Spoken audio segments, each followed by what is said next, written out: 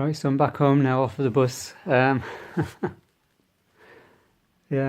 I should point out it's actually quite stressful for me to do these videos. I mean, I look calm and composed, but believe me, underneath I'm not.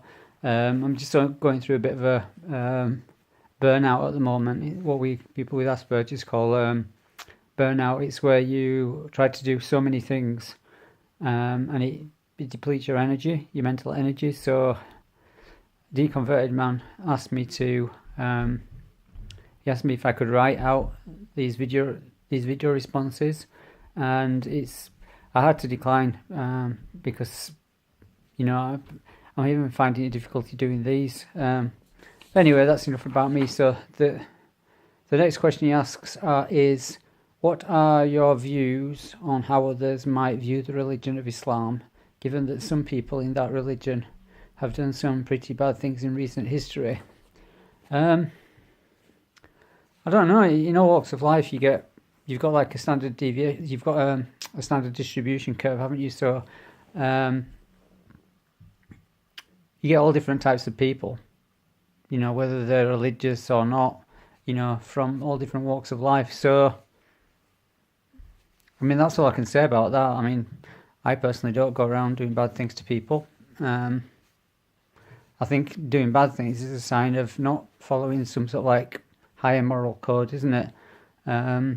Just as a human being, I think people know what's right and what's wrong, don't they? Especially with regards to when people do things wrong to them, they know about it. So it stands to reason they should apply that to other people. And I think most people do. It's like if you go down the street and, somebody stops you and asks you for the time of day, what time is it?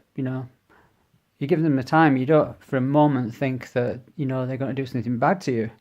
And in the vast majority of cases, that's the case. They don't, they just say thank you and then they go. And that's really the basis of all human interactions throughout the day, in whichever city you're in or whichever part of the world you're in. Whatever you were doing today, it's just people interacting with each other. It's nothing more than that. And then these labels get placed on top of people and what they do. But essentially it's just people. If you go on holiday to another part of the world on a package tour, the people there, they're just people. They'll be doing people type things. And it's obviously you've got the minority in any society and everybody knows who those people are. The baddies, and that's why we've got prisons and we've got a court system and these types of things. So, and police. So the vast majority of people are just getting on with their lives. And I think it's a bit of a moot point to use or to discuss those people because, yeah, obviously they're always doing bad things, but that doesn't mean people are bad or, a system's bad.